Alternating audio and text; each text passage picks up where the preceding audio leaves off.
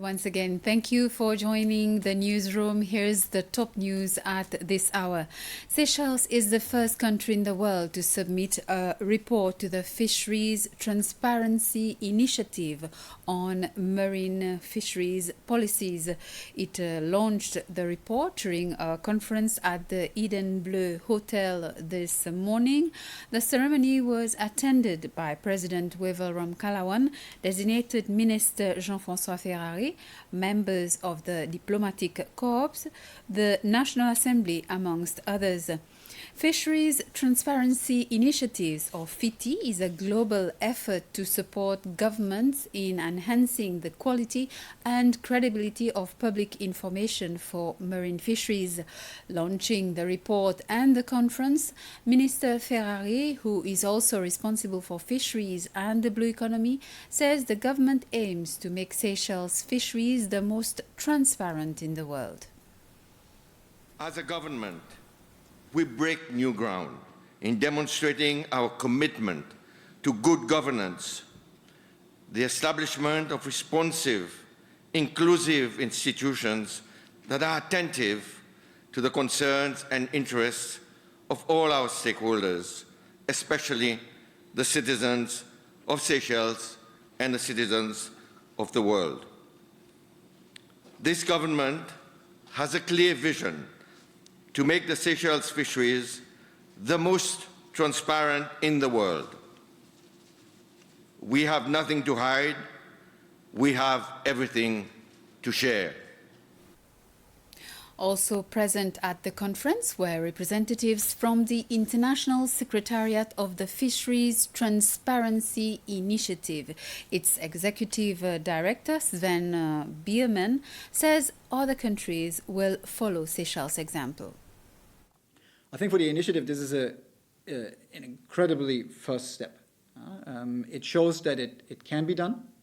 It shows that there are governments seeing the value of transparency for their own administrations, but also for their collaborations with business and civil society.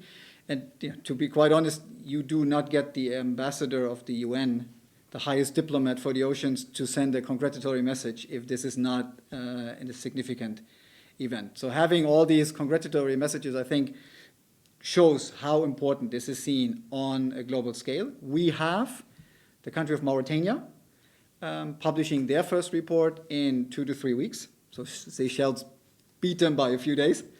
But we're not seeing this as a race. And I think both of these reports will really stimulate other countries, also here in the region, to follow suit and see the value of this. So in particular, Madagascar, Mauritius, Comoros, in that particular region, I think they will see a lot of value coming out of this. But sometimes you just need to see how it looks like. What is it that it can bring? And I think this is why it is so important that the FITI report is now out in the Seychelles. And also today, President Wevel Ramkalawan visited the new Deaf Center based at the ex-Maritime Academy at Montfleury. During the visit, the President viewed the different facilities of the center, which opened earlier this year. He also interacted with the 9 students who are following their studies at the center. Following his visit, President Ramkalawan said he will give his full support to the students and their teachers. The President's visit was initiated during discussions that the Deaf Association had with him during a recent visit at State House.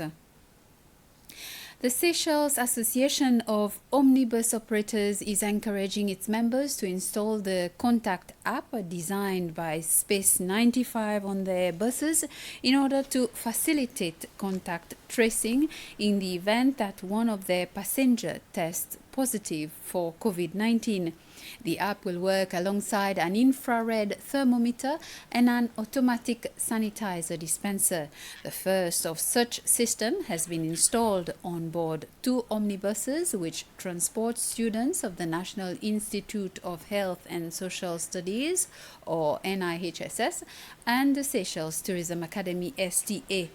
The chairman of the Omnibus Operators Association, Mr. Mervyn Elizabeth, is encouraging members to have the system in place on their buses by next Friday.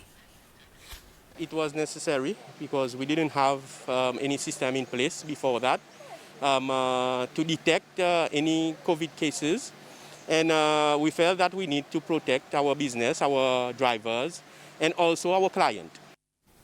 Also this Friday, President Wevelram Kalawan welcomed Paul Doffay at State House through a courtesy call. 2 weeks ago, Mr. Doffay successfully paddled from Mahé to Praslin, a journey lasting more than 10 hours. Following the visit, Mr. Doffay said the discussions with the president were mainly about how he managed such a feat and the drug problems in the country.